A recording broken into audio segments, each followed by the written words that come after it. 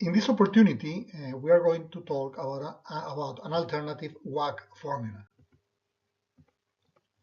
As we all know, Wacc is the discount rate that is usually employed to value a company. As I said before, now we are going to talk about Wacc, an alternative formula for Wacc. And this formula is interesting because it is not only simpler than the usual version, but also helps to understand some of the basic assumptions behind this discount rate, and in particular the relationship between the cost of equity and the cost of debt. The regular Wacc formula is the one that is shown here. Okay, the regular Wacc formula is just the ratio. We multiply the ratio of the debt by 1 minus the corporate tax rate, and then we multiply by the cost of debt, and then we add the ratio of the equity plus multiply by the cost of equity, or the discount rate on equity. We must remember that in this formula, all the discount rates, that is WACC, RD, and RE, are after taxes.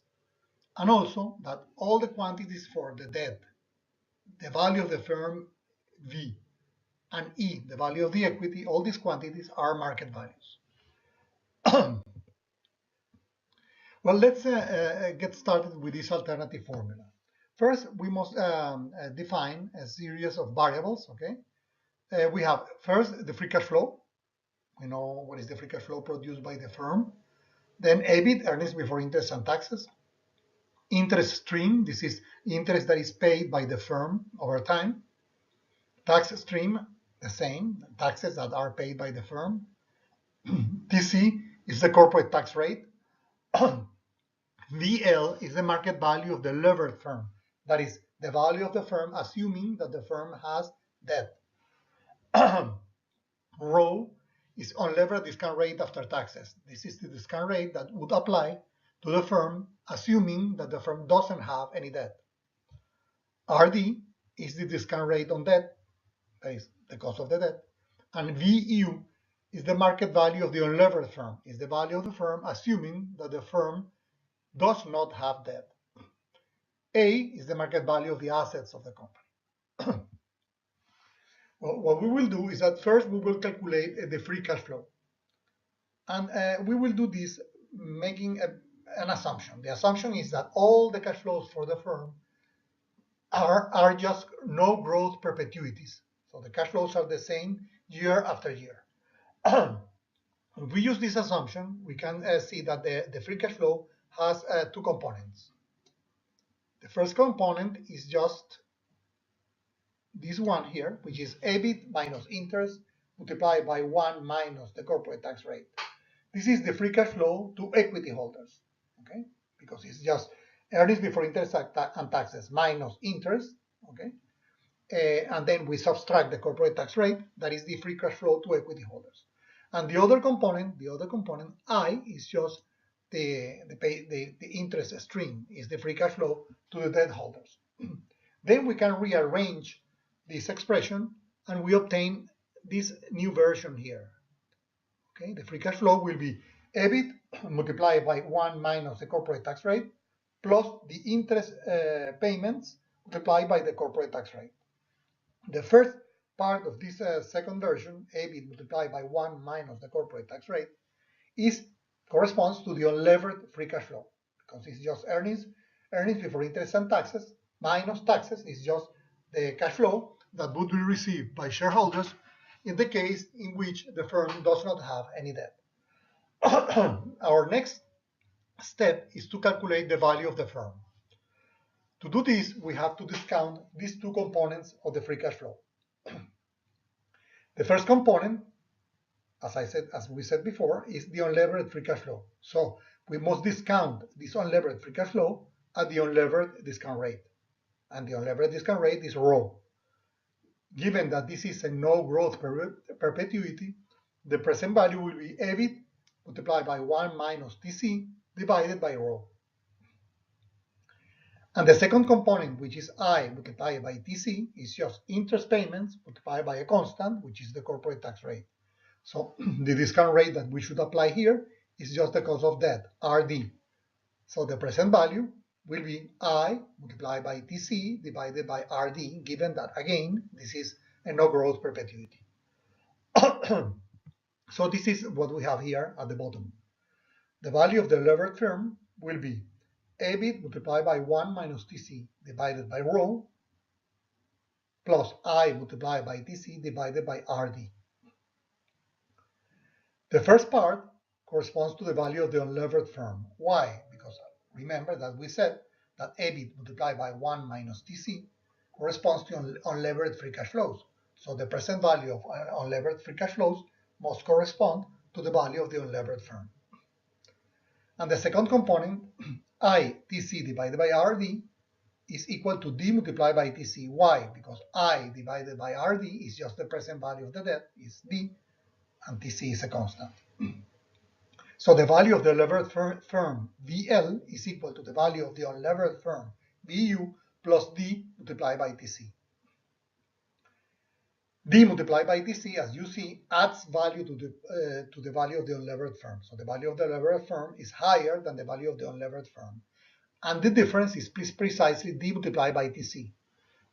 This D multiplied by TC represents what is called the tax shield, the present value of the tax shield, which is simply the savings that come from the fact that we are paying interest. So given that we are paying interest, this interest is tax deductible, so we save on taxes, and this adds to the value of the firm.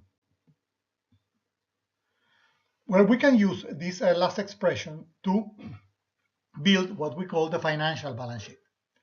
Financial balance sheet is very similar to a normal balance sheet. The only difference is that we use financial or market values. As in a normal balance sheet, we have assets and liabilities. The liability side is just the same as a normal balance sheet. Okay, it's just the liability side is debt plus equity, D plus E. And the total is VL, which is the value of the levered firm, VL. The asset side is different. In the asset side, we have the value of the unlevered firm, VU, plus DTC, which is the tax shield, the present value of the tax shield. Remember that in the previous slide, we saw that the value of the levered firm is equal to VU plus DTC. And this must be equal to D plus E, to the liability side. So this is our financial balance sheet. In the asset side, we have value of the unlevered firm plus the present value of the tax shield. And in the liability side, we have, as always, debt plus equity. And there is something else that we must add here. The value of the unlevered firm corresponds to the asset value of the firm. Okay. A.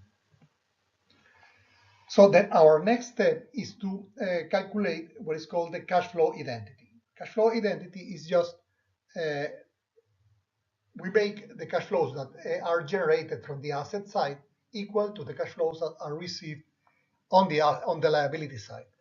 And the cash flows generated by each item here is related to the discount rate or the return on this on each corresponding item. For instance, A, the return on the assets must be equal to rho.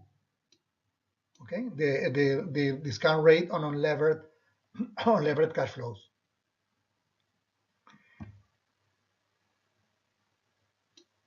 The discount rate or the return on the DTC, the tax shield, it must be equal to the RD, to the cost of debt, because the DTC is just a direct function of the debt.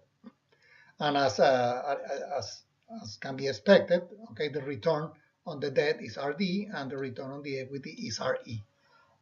So A multiplied by rho plus D multiplied by TC multiplied by RD, which is the cash flow generated from the asset side, must be equal to D multiplied by RD plus E multiplied by RE, which is the cash flow received on the liability side. Our next step is just to divide by VL all of these terms. And this gives us our next expression, which is a new expression for Wacc. The way to get into this formula is just by realizing that A is just VL minus DTC. So if you substitute A by VL minus DTC and rearrange all these terms, you obtain this formula for Wacc. You see that this formula for Wacc has two versions. Okay, the version on the right hand is the version we are familiar with. Okay, it's just the normal version for Wacc. But what is interesting now is the left version, the new version, which is the left side. 1 minus DTC divided by VL, everything multiplied by rho. So there are two ways to calculate Wacc. Okay, the regular way or the normal way, which is the one indicated by the normal formula on the right side, and another way, which is simply 1 minus DTC divided by VL multiplied by rho. So notice that actually, if you know rho, you can calculate Wacc. You don't need RE and RD as we usually do when we calculate Wacc. Usually when we calculate Wacc, we calculate RE, RD, and then we calculate Wacc. Well, actually, if you have rho, which is unlevered discount rate, the unlevered discount rate after taxes, that is all you need in order to calculate Wacc. Notice something very interesting here. If we take, again, the left side expression, 1 minus DTC over VL multiplied by rho, we can transform it into this version on the right. This is done very easily by just substituting the number 1 here by D plus E divided by VL. D plus E divided by VL is 1. So we do that and we arrange the terms and we obtain the right side version. And notice that the right side version is very similar to the usual version for Wacc. The only difference is that we only have one rate multiplying both the debt ratio and the equity ratio, and that rate is rho. We only have rho multiplying D over VL and E over VL, whereas in the traditional version, we multiply D over VL by RD and E over VL by RE. So what is interesting here is that, for instance, say that you calculate RE using the capital asset pricing model, which is the usual procedure. Okay. Then what will be the value for RD? Well, the value for RD must be already it's a result which is dependent on RE, because we know that Wacc depends on rho. If I have a value for RE, the value of RD must be a value such that the resulting value for Wacc is the same as if we had multiplied everything by rho. So RD is not independent from RE. RD and RE are not independent from each other. If we know rho and we know RE, we know RD. If we know rho and we know RD, we know RE. So they are not independent from each other. This is just the formula, the full formula.